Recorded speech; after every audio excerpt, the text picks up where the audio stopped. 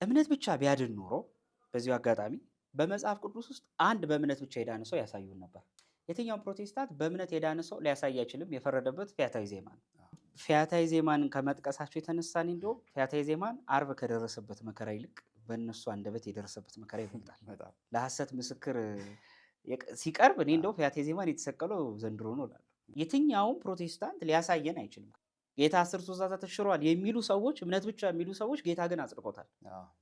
ለመዳን የመጣን ሰው ጌታ የመራው ወደ 10 ትእዛዛት።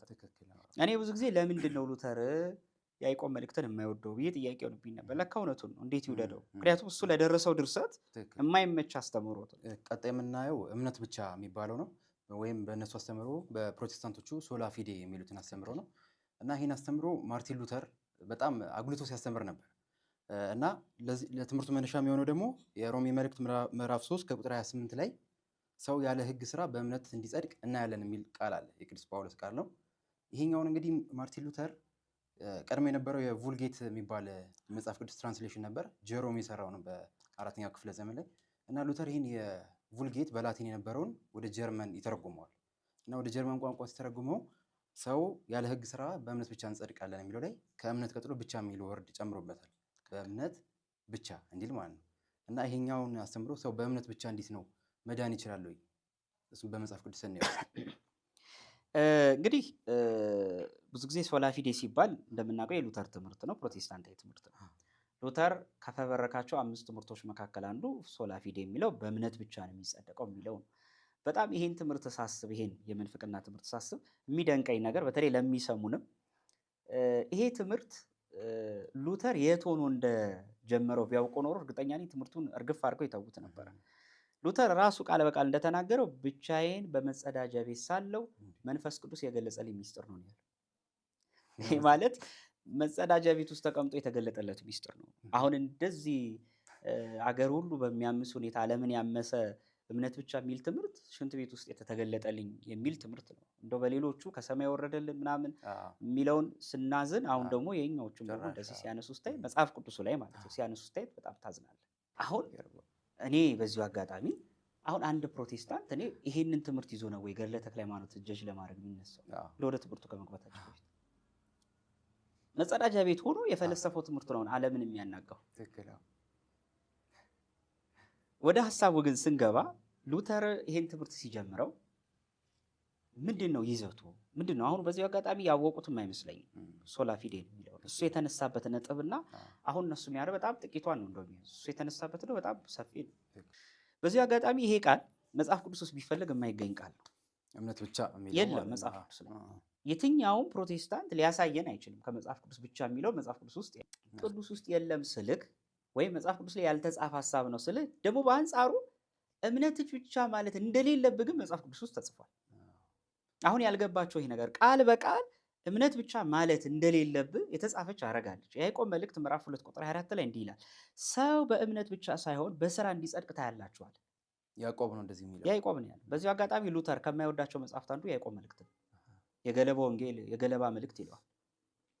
አይወደውም፣ ስራን ስለሚቃወም እምነት ብቻ ነው የሚለው ሉተር። ይሄ ደግሞ ስለ ስራ ነው የሚያወራው። እኔ ብዙ ጊዜ ለምንድን ነው ሉተር ያዕቆብ መልእክትን የማይወደው ብዬ ጥያቄ ሆኖብኝ ነበር። ለካ እውነቱን ነው። እንዴት ይውደደው? ምክንያቱም እሱ ለደረሰው ድርሰት የማይመች አስተምህሮት ነው።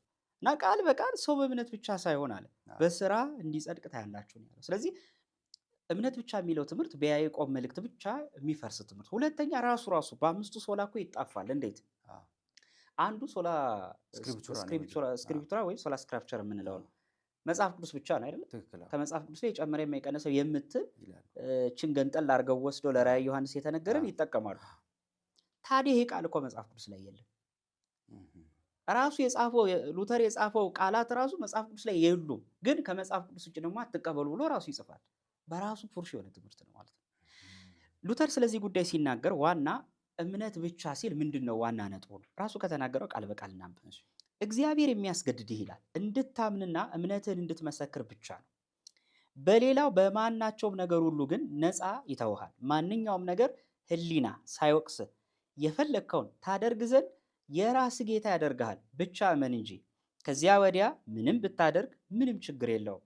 ሚስትህን ብትተዋት ይላል። ሉክ እንግዲህ ይቀጥላል። ከጌታ ብትሸሽ ለማንኛው ውልና ግዴታ የምትተማመንና የምታፈርስ ሆነ ብትገኝ በዚህ ሁሉ ግድ ያለው አይደለም። አንዴ መን እንጂ የገዛ ሚስትህንም ብትፈታ ብሎ ነው። እንደው ከጌታም ብትሸሽ ደግሞ ምንም ችግር የለውም እያለ ያለው ምን ሆነ አመነው ታዲያ? እሱን እኮ ነው። ስለዚህ እምነት ብቻ የሚለው ራሱ ሲጀመር ገና ትውልዱን ለኃጢአት የሚመች ፐርሰናሊቲ እንዲኖረው በማሰብ የተዘጋጀ ነገር ነው። ዛሬ በዚሁ አጋጣሚ ዓለም ለደረሰበት አዘቅት ለመግባት ዋነኛ ተጠያቂዎቹ ሉተር እና ጆን ካልቪን ሁለቱ ናቸው። በኋላ የተነሱ የፕሮቴስታንት መምህር ተብዬዎች ናቸው። ትውልዱ ምግባር እንዳይወድ አደረጉት፣ ትእዛዛት እንዲንቅ አደረጉት። ስለዚህ እምነት ብቻ የምትለዋ ጥግ ለኃጢአት የምትመቻች ትውልድን ለመፍጠር የታስቦ የተዘጋጀ ነው። በዚሁ አጋጣሚ ሉተር እና ጆን ካልቪን ማለት ዳግም ክርስቶስን ተቀባብሎ የሰቀሉ ሰዎች ናቸው። ለዛው በ5 ችንካር በ5 ሶላዎች። እኔ 5 ሶላዎችን ሳስባቸው የክርስቶስ ችንካሮችን ነው ትዝ የሚሉኝ። እየተቀባበሉ ነው ክርስቶስ ላይ 5 ችንካር የተባሉ 5ቱን የምንፍቅና መርዞች አዘጋጅተው ክርስቶስ ላይ የሰነዘሩት። ምክንያቱም ዓለምን ምናልባት በጣም የጎዱ አስተሳሰቦች አሉ፣ የጎዱ በሽታዎች አሉ።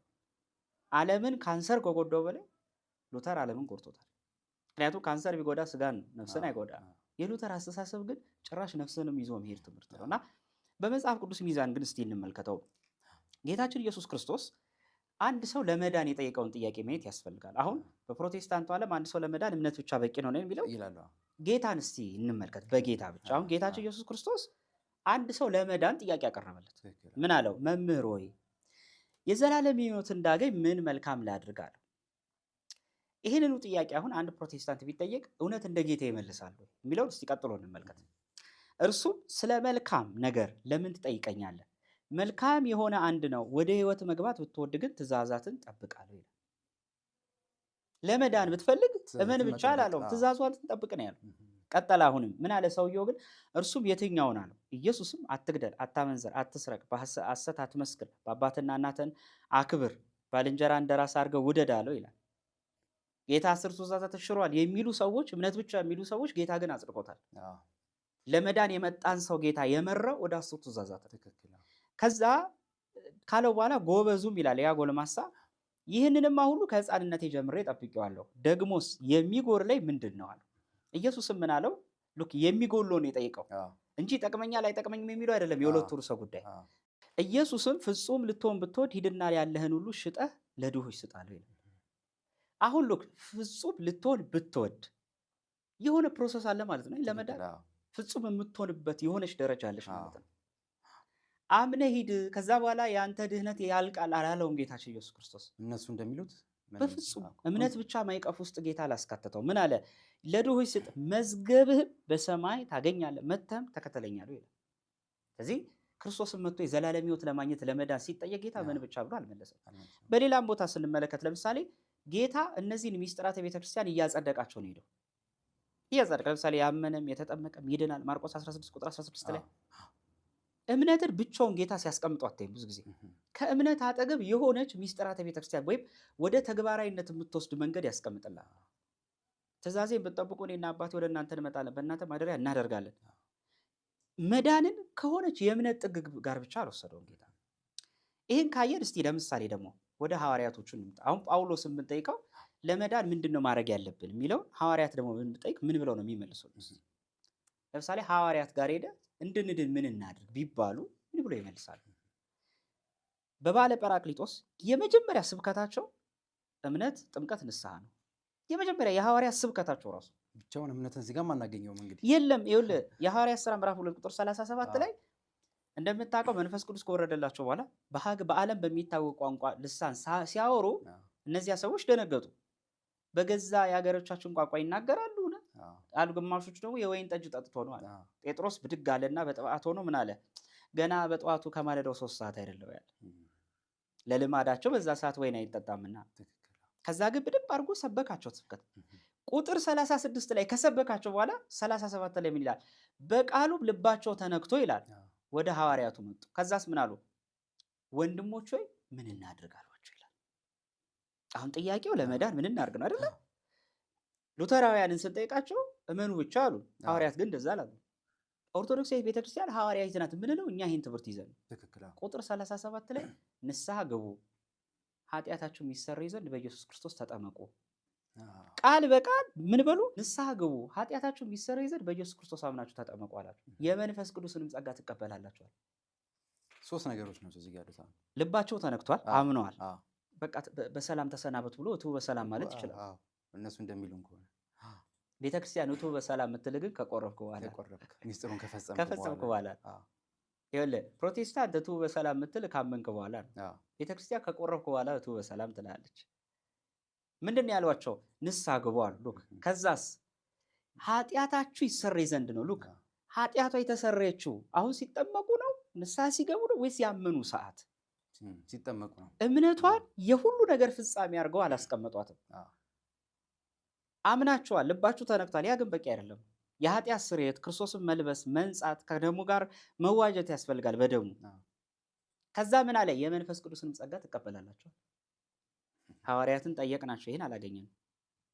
ያዕቆብ ጋር እንምጣ ደግሞ እስቲ ማጠቃለያ እናድርግ። ወንድሞች ሆይ እምነት አለኝ የሚል ስራ ግን የሌለው ሰው ቢኖር ምን ይጠቅመዋል? እምነቱስ ሊያድነው ይችላልን? ወንድም ወይም እህት ራቁታቸውን ቢሆኑ የዕለት ምግባቸውን ቢያጡ ከእናንተ አንዱ በደህና ሂድ እሳት ሙቅ ጥገብ ቢላቸው ለሰውነት ግን የሚያስፈልጉትን ባትሰጧቸው ምን ይጠቅማቸዋል? እንደዚህ ስራ የሌለው እምነት ቢኖር በራሱ የሞተ ነው ያለው። የሞተ ነው በቃ። ስራ የሌለው ማለት ስራ ማለት ምን ማለት ነው? ስራ የተባለ እምነትን የምትገልጥባቸው መንገዶች ማለት ነው። ግብር ማለት እኮ ነው። ግብሩ ምንድን ነው? ጥምቀት ነው። ግብሩ ምንድን ነው? ቁርባን ነው። ግብሩ ምንድን ነው? ንስሐ ነው። ግብሩ ምንድን ነው? ጾም፣ ጸሎት ነው። ትሩፋቱ ነው። ሱታፌው ነው። ይሄ ቴዎሲሱ ነው። የምትፈጽማቸው ወርሺፖች ናቸው። ከዛ ደግሞ እነዛን እስከ መጨረሻው ማጽናት አለብን። ምክንያቱም ጌታ ብሏል፣ እስከ መጨረሻው የሚጸና እርሱ ይድናል ብሏል። ያዕቆብን ስንጠይቀው እንዲህ ነው ያለ። ቀጥሎ እንደውም እንዲህ ይላል ምስክር ሲያመጣ፣ አንተ እምነት አለ እኔም ስራ አለኝ፣ እምነትን ከስራ ለይተህ አሳየኝ፣ እኔም እምነቴን በስራ ያሳይሃለሁ ይላል። እንደው ዝቅ ብሎ እኮ አጋንንትም ያምናሉ ይንቀጠቀጥማሉ ይላል። እምነት ብቻ መኖርህ ይጠቅማል ብለህ የምታስብ ከሆነ አጋንንትም ያምናሉ ይንቀጠቀጥ። ምክንያቱም ጌታችንም ምን ብሎታል? የርኩስ መንፈስ ያደረበት ሰው ላይ አድሮበት ሳለ አቤቱ አንተ ከእግዚአብሔር ተልከህ እንደመጣ እናውቃለን፣ ያለ ጊዜያችን እንደተሰናብተን እናውቃለን አሉ። ያውቃሉ በትክክል ግን የመገዛት እምነት የላቸው። እምነት ብቻ የሚል ትምህርት መጽሐፍ ቅዱስ ላይ የለም። ሌላ ልጨምርልህ ደግሞ በጣም የሚደንቅ ነገር ይኸውልህ፣ እምነት ብቻ ቢያድን ኖሮ በዚሁ አጋጣሚ በመጽሐፍ ቅዱስ ውስጥ አንድ በእምነት ብቻ የዳነ ሰው ያሳዩን ነበር። የትኛውም ፕሮቴስታንት በእምነት የዳነ ሰው ሊያሳይ አይችልም። የፈረደበት ፈያታዊ ዜማ ነው። እኔ በጣም የሚደንቀኝ ነገር አሁን ፕሮቴስታንቱና ታድሶ የድንግል ማርያምን ስም ከሚጠራ ይልቅ የፈያታዊ ስም የጠራበት ጊዜ ይበልጣል። በጣም ነው ለመክሰስ እንደውም በጣም የሚጠቀሙት። ግን የሚገርመው ነገር ፈያታዊ ዜማ እንደውም እነሱ ላነሱ ሲሆን ቤተክርስቲያን ለምታነሳው ሚስጥር በጣም ትልቅ የሚገልጽ ነው። በኋላ የምናነሳው ቢሆን። ስለዚህ መጽሐፍ ቅዱስ ውስጥ እምነት ብቻ የሚለው ትምህርት በጣም የወደቀ ትምህርት ነው። ትክክል። እዚህ ላይ አሁን እነሱ አሁን ብዙ ጊዜ ግራ የሚገባቸው የሚመስለኝ ነው ጳውሎስ እዚሁ በሮሜ መልእክቱ ላይ የተናገረው የህግ ስራ በገላትያም ላይ እንደዚህ የሚለው ነገር አለ። ሰው ያለ ስጋ ለባሽ ሁሉ የህግ ስራን በመፈጸም አይድንም። እንደዚህ ተደጋጋሚ ገላትያ ላይም ሮሜ ላይም እንደዚህ አለና እኛ አሁን ስራ የምንለው መልካም ስራ የምንለው የህግ ስራ ነው ወይ? እነሱ አሁን ኮንፊውዝ ሆነዋል። እሱ አሁን እኮ ይኸውልህ እሱ ላይ ነው ችግሩ። ለምሳሌ ሮሜ ላይ ቅድም የጠቀስከው ላይ ለምሳሌ ሮሜ ላይ ምዕራፍ 3 ከቁጥር 7 ላይ ያለው ቃል ነው አይደል? አንብበው እስኪ። ሰው ያለ ህግ ስራ በእምነት እንዲጸድቅ እንቆጥራለንና ቁጥር 31 ላይ ሂድ። እዛው ላይ ሆነ ቁጥር 31 ላይ ቁጥር 31 ላይ እንግዲህስ ህግን በእምነት እንሽራለንን ይላል። ጥያቄ ያደረገውና አይደለም ህግን እናጸናለን እንጂ ይላል። ራሱ እዛው መልሶታል። ቁጥር 31 ላይ እንግዲህ ህግን በእምነት እንሽራለንን። አሁን ፕሮቴስታንት እያለች ያለችው እምነት አለ፣ እምነት ህግን ሽሮታል ነው። ህግ የተባለው የትኛው ህግ ነው? ሁሉን ህግ ተጨፍልቆ ከሆነ ዝቅ ብሎ ቁጥር 31 ላይ ህግን በእምነት እንሽራለን ወይ? አይደለም ማለት አይደለም፣ ህግን እናጸናለን እንጂ። አሁን አንድን ቃል ሲወስድ ፕሮቴስታንት ፈቶ አይደለም ተርጉም አይደለም የሚረዱት። ቅዱስ ጳውሎስ በተደጋጋሚ የተሻረው ህግ፣ የቀረው ህግ፣ ያ የቀደመው ይላል። የትኛውን ህግ ነው? በመጽሐፍ ቅዱስ ማለት ህግ አለ። መጀመሪያ የተሻሩትን እናስቀምጥ። አንደኛ የተሻረ ህግ የተባለው መስዋዕት ህግ ነው። የኦሪት የመስዋዕት ህግ። በኦሪቱ አንድ ሰው ጊዜያዊ ስርየትን ለማግኘት ድቀት ውድቀት ሲያገኘው በዝኔትም በምንም ይመታ ስርየት ለማግኘት ካህኑ ጋር ሄዶ ይዞ የሚሄደው 1 ዓመት የሞላው በግ ነው። የተለያዩ እንስሳቶችን ነው። ምንም ከሌለው ርግብ ዋኖስ ይዞ ደግሞ ይሄዳል።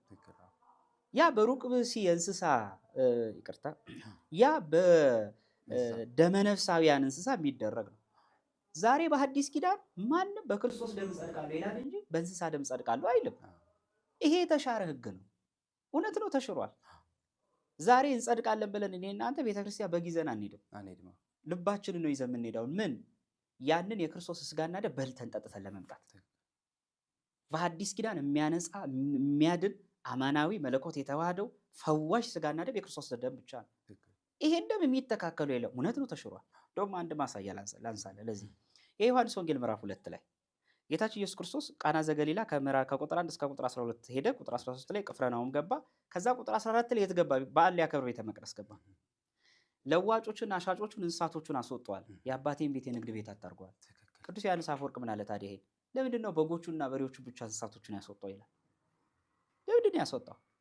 የብሉይ ስርዓት ማለፉን እያመለከተ ይሆናል። በቃ በሐዲስ ኪዳን አማናዊ በግ እሱ ተተክቷል። የዓለምን ኃጢአት የሚያስወግድ የእግዚአብሔር በግ የተባለው የእሱ መስዋዕትነት የእንስሳቶቹ መስዋዕትነት ተክቷቸዋል። እንደውም ቅዱስ ጳውሎስ ከሚጮህ ከአቤል ደም የሚሻል ደም ብሎታል። የሚበልጥ ደም። የአቤል ደም አይደለም ለሌላው ስርየትን ሊያሰጥ ለራሱ ድነት መሆን አልቻለም። ለገዛ አባትና እናቱ ጸበለ ስለበሉትም ካሳ መሆን አልቻለም። ካሳ የሆናቸው ከልጅ ልጃቸው ከድንግል ማርያም በድንግልና የተወለደ ኢየሱስ ክርስቶስ ነው። ከአቤል ደም የሚበልጥ ደም ነው። የሚያነጻ ደም ነው። መለኮት የተዋህደው ደም ነው። ነፃ የሚያወጣ ደም ነው። የሚፈርድልን ደም ነው። አይደል? ዮሐንስ በመልእክቱ ምን አለ? የኢየሱስ ክርስቶስ ደም ከኃጢአት ሁሉ ያነጻል።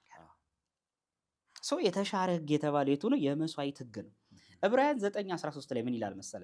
ራሱ ከብሉይ ኪዳኑ የመስዋዕት ደም ጋር ሲያነጻጽረው የኮርማዎችና የፍየሎች ደም በረከሱበት ላይም የተረጨ የጊደር አመድ ስጋን ለማንጻት የሚቀድሱ ከሆኗል። ከዛኛው ጋር ሲያነጻጽረው እነዛ ለምጽ ያነጻሉ ምን ይላሉ? የሚያነጻ ከሆኑ ነውር የሌለው የክርስቶስ ደም እንዴት ይልቅ ሕያው እግዚአብሔርን ልታመልኩ ከሞተ ስራችሁ ሕሊናችሁን ያነጻ ይሆናል። ይሄኛው ሕሊናን የሚያነጻ ስጋና ደም። በዚሁ አጋጣሚ እዚህ ላይ አንድ ነገር አሳስቤ ልለፍ። ቤተክርስቲያንን ካያት በጣም የምትደንቅ ልዕልት ቤተክርስቲያን ያለችን ስሟ የተመሰገነ ይሁን። ለምን ይመስላል? አሁን ቤተክርስቲያን ከአንደኛው ቅጥር ላይ በተለይ የገራገሩ መጠለያው ላይ ድቀት ውድቀት ያለባቸው ሰዎች ይቆማል። ለምሳሌ ሴት ልጅ በወር አበባ ጊዜ ብትሆን መጠለያው ጋር ጸልያ ትወጣለች፣ ወደ ውስጥ አትገባም። ርኩስ ስለሆነች አይደለም፣ መርገመ ስጋ መርገመ ነፍስ ስላለ አይደለም። ክርስቶስ ሽሮታል። ማንም ሴት ማንም ወንድ በክርስቶስ ያገኘውን ድነት በአዳም እርግማን አይጠየቅም። የሚጠየቀው ባለማመኑ፣ የሚጠየቀው ሚስጥራትን ባለመካፈሉ የሚሉት ጉዳዮች እንዳሉ። ለምንድን ነው ሲባል ርኩስ ስለሆነ አይደለም። ለምሳሌ ወንዶችን ብንሆን ቁስል ያልደረቀ ቁስል ይዘን መቅረብ አንችልም፣ ወደዛ ራቅ ብለን። ይሄ ሁሉ ከርኩስና ሳይሆን የክርስቶስን ደም የሚተካከል ነገር ስለማይፈለግ በቃ የከበረ ደም የእሱ ደም ብቻ ነው። የሩቅ ብእሲ ደም መቅረብ አይችልም። ለክብረ ስጋው ደሙ ነው። መብል ብትለው መብል እንደው የቤተክርስቲያኒቱ ጥጋጥግ ቦታዎች እንጂ ወደ አውደ ምሕረቱ መቅረብ አይችልም። መብል ራሱ መክበር ያለበት የክርስቶስ መብል ብቻ ነው። ሌላም ልጨምርልህ ደግሞ ምናልባት አሁን ያው በተለያየ ንግሱ በዓላቶቻችንም ላይ የሚገስጽ እየጠፋ እንጂ ብዙ ጊዜ ከአንዳንድ ቦታዎችም ላይ ለስለት እየተባለው አውደ ምሕረት ላይ እንስሳ ይቆማል። በርም በግ በጣም ስህተት ነው። ይራሱ በጣም ስህተት ነው። ምክንያቱስ ጌታ ቀድሞ እኮ አልኩህ እንዲወጡ ያደረገው ለምንድን ነው? ጠልቷቸው አይደለም ጌታ።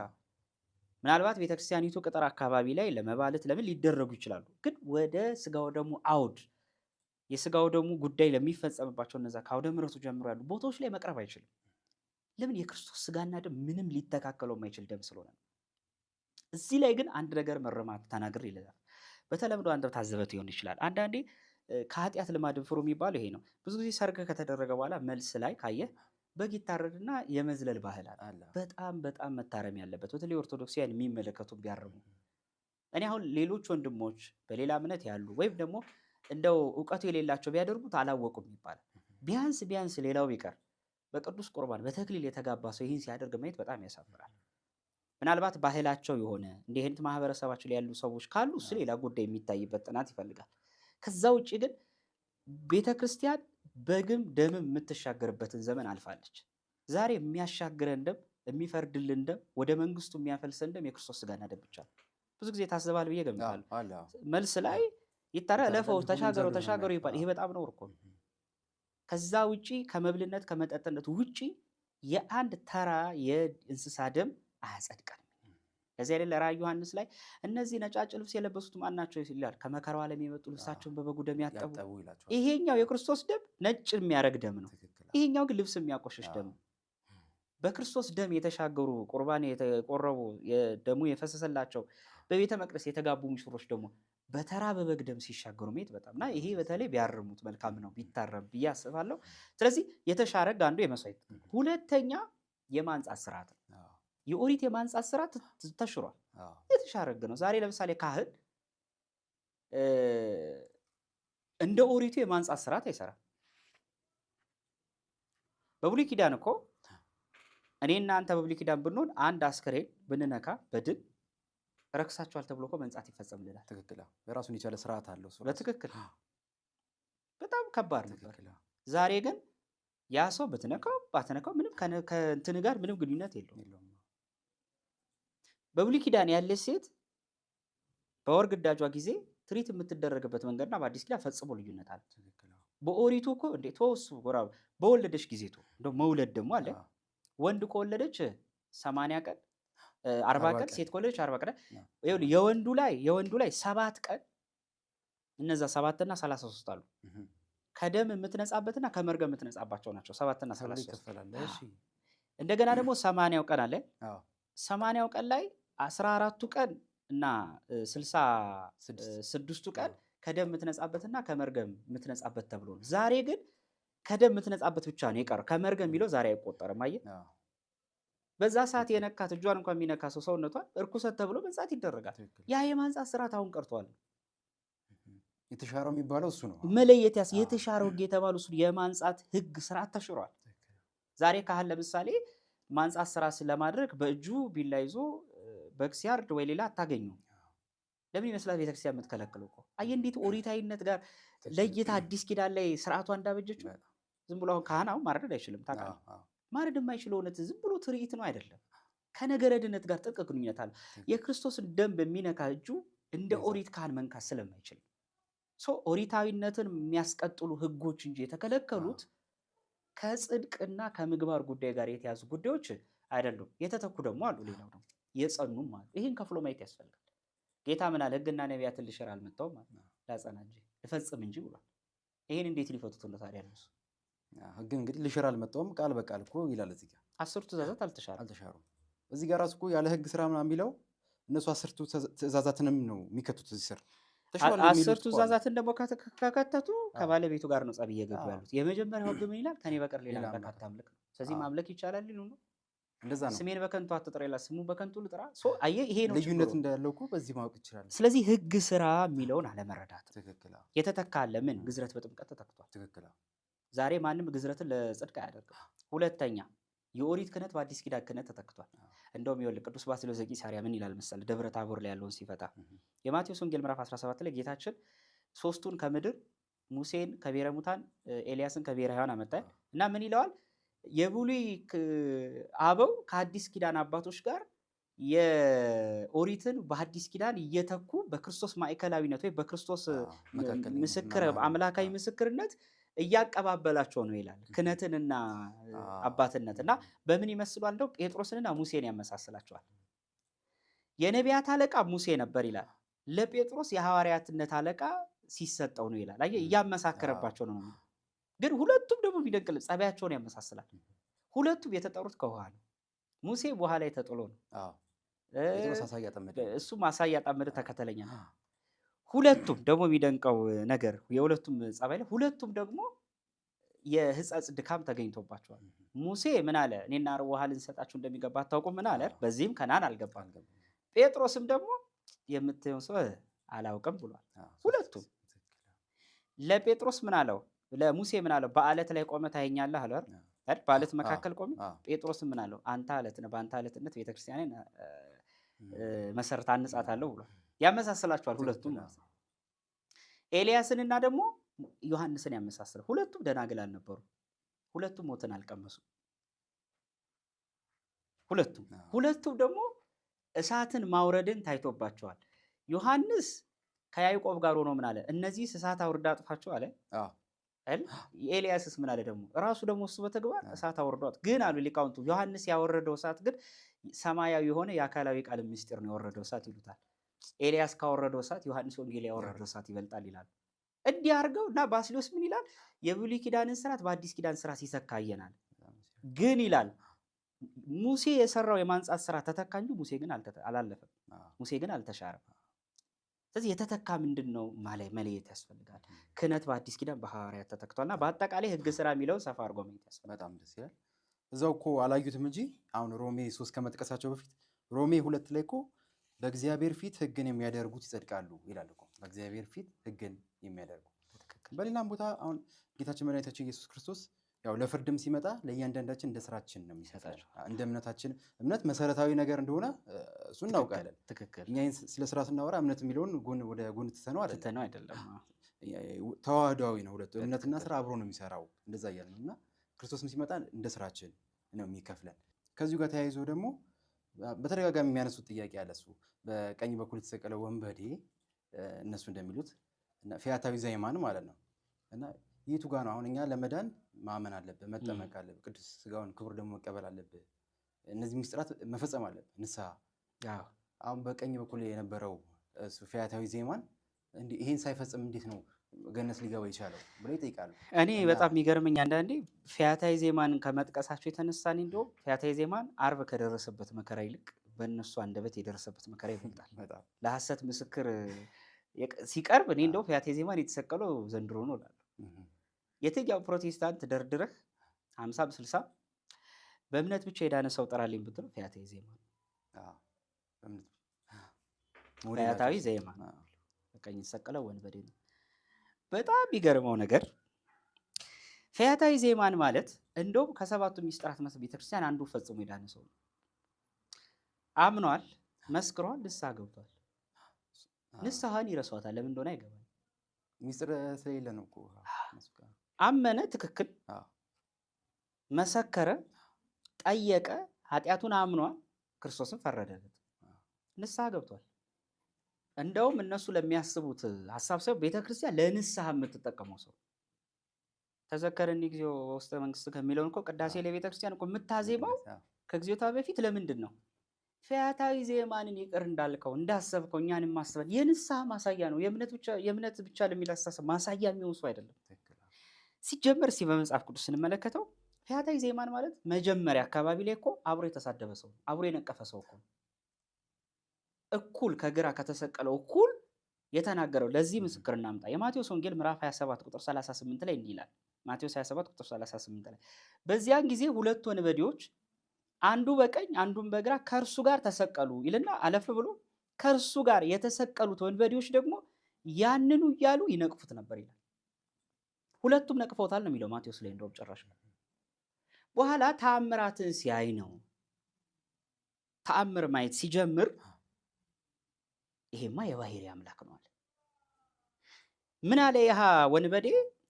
አንተ አምላክ ከሆንክ መሲህ ነኝ ካልክ ራስህንም እኛንም አድን ብሎ የመዘባበት ጥያቄ ጠየቀ። ፈያታዊ ዘይማን ምን ብሎ መሰከረ? የእሱን ምስክርነት እናንሳ። ተናዟል፣ አምኗል፣ ኃጢአቱ ተጸጽቷል። ንስሐ ማለት ነሳ ሲል መጸጸት ነው። እንዲህ ይላል፣ አንተ እንደዚህ ባለ ፍርድ ሳለህ እግዚአብሔር ከቶ አትፈራውምን?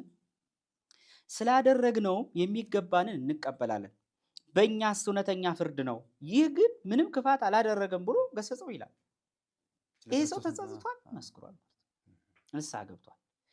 ከድነት አንጻር እንዴት ይታያል? አንደኛ ሚስጥራተ ቤተክርስቲያን ባልተጀመረበት ዘመን የነበረ ሰው ገና እኮ ክርስቶስ አሁን ሞቶ በሲኦል ያሉትን ገና ነፍሳት ነፃ አላወጣም። ሐዋርያት ገና መንፈስ ቅዱስ አልወረደላቸውም። ገና ጌታ ጭራሽ አላረገም፣ መንፈስ ቅዱስ አልወረደም፣ ጥምቀትም አልጀመሩም። ጥምቀት በሌለበት ዘመን አማናዊው የሐዋርያት ጥምቀት ባልተጀመረበት ዘመን መስቀል ላይ የተንጠለጠለን ሰው ለእምነት ብቻ ማሳያ ማድረግ በጣም ትልቅ ስህተት ነው። ራሱ ጥያቄው ራሱ ስህተት ነው ማለት ነው። ምስክሮ ነው የመጣበት። ድነታችን ሳያልቅ ነው ገና ተጀምሯል፣ አልተፈጸመም። ትክክል። በመሀል በቃ እንደውም ከሐዋርያት በኋላ የተነሳ ሰው ቢሆን ኖሮ እንደው ለሪዝንም ቢሆን እሺ፣ እንዳሉት ደግሞ ከሐዋርያት ዘመን በኋላ የተነሳስ ቢሆን ብለን ደግሞ እንፍታው። ቢሆንም ትክክል ነው። ህግ የሚሰራው ሰውየው ባለበት ሁኔታ ላይ ሲሆን ነው። ህጉ ያንን ህግ መፈጸም በሚያስችል ፐርፎርማንስ ላይ መሆን ሲችል ነው። ያን ባልቻለበት ሁኔታ አንድን ሰው መስቀል ላይ ሆኖ ተጠመቅ አትለውም። እና አሁን ቆይ እውነት እነሱ እንደሚሉት ጥምቀት ቢያስፈልግ ኖሮ ይጠመቅ ነበር የሚሉት። አንድ ጊዜ ያስፈቅዷቸው አይ አንዴ እባክህ ብሎ ወታደሩ ተጠምቆ እንዲመጣ ነው የፈለጉት። መስቀል ላይ መሆኑን ራሱ ረስተውታል እኮ እንደ እኮ እሱን እኮ ነው የምልህ። ልክ ነፃ እድል እንዳለው አይነት ነገር እድል ኖሮት አይ ይቅርብኝ ጥምቀት አልጠመቅም ብሎ ሸሽቶ የመጣ አይነት ሰው ነው ያስመሰሉት። እንዴት ነው አስፈቅዶ አይጠመቅ ከየት ያመጣዋል? የሚወሰነው ወይም የሚለካው ሰውየው ባለበት ሁኔታ። ለምሳሌ አዳም የተፈጠረው በስንት ዓመቱ ነው? በ30 ዓመት። ልጆቹ በስንት ዓመት ተወለዱ? በአንድ ዓመት አይደል? 9 ወር ከ5 ቀን በኋላ። ይሄ ማለት እኛ ሁላችን 30 ዓመት መወለድ አለብን ብለን የግድ አንልም። ግዝረትን ለምሳሌ አብርሃም የተገረዘው በ99 ዓመቱ ነው። ልጆቹ ግን የተገረዙት በስንተኛው ቀን? የሚለካው ያ እድሜ ባለበት ሁኔታ ነው። እድሜ ባለ አሁን ለምሳሌ በጣም ህመም ያለባቸው ወንድሞች አሉ። ቤተክርስቲያን ጾም ላይ የምትዳኝበት መንገድ እንዴት ነው? የጤንነታቸውን ሁኔታ የእድሜያቸውን ሁኔታ ባማከለ መልኩ ነው። ስለዚህ ፈያታዊ ዜማን እነሱ ለሚሉት ሁኔታ የሚቀርብ ሰው አይደለም። ባይሆን እነሱ በሐዲስ ኪዳን ግን አንድም ሰው ሊያሳዩን አይችሉም። በእምነት ብቻ የዳነ ሰው የለም። ፈያታዊ ዜማን በንስሐ የዳነ ሰው ነው። ሲቀጥል እዚህ ላይ አንድ ጥያቄ ላቅርብ። በግራ የተሰቀለው እሱንም ማንሳት ያስፈልጋል። በግራ የተሰቀለው ሰው ተኮንኗል። ሉክ የተኮነነ ሰው ነው። በሁለቱ መካከል ያለው ልዩነት የማመንና ያለማመን ብቻ አይደለም። አምኖ እኮ ዝም ማለት ይችል ነበር። ለምን አለ? ወቀሰውና ስለ ኃጢአት ምን አለ? አመነ፣ ተጸጸተ ማለት። ሌላም ልጨምርልህ፣ ማመን ብቻ ቢያድን ኖሮ ይሁዳ በዳነ ነበር። አምላክ መሆኑን በደንብ ያምናል፣ ችግር የለበትም። መምህር መሆኑን ያውቃል፣ ግን ልቡ ተንኮል ነበር። ግን ልካደው አለ፣ ግን ገንዘብን ወደደ። ማመን ብቻ ቢያድን ኖሮ ጴጥሮስ አላውቅም ብሎ መካዱ ብቻ ንስሐ ሳይገባ በዳነ ነበር። ስለዚህ ይሄ ትምህርት ለፈያታዊ ዜማን በዚህ ትምህርት ምስክር ሆኖ ሊቀርብ የማይችል ያስባል። እዛው ላይ እኮ ያው ጌታ ሆይ በመንግስት በመጣ ጊዜ አስበኝ ራሱ በዚህ ንግግሩ ላይ ራሱ እኮ ጌታ ሆይ ሲለው ባለመንግስት መሆኑ ራሱ በመንግስት በመጣ ጊዜ አስበኝ ባለመንግስት መሆኑን አመነ። ስለ ክርስቶስ ንጹህነትም መስክሯል። እንግዲህ እና ድህነታችን ከመፈጸሙ በፊት መሆኑ ያሳያል። ትክክል።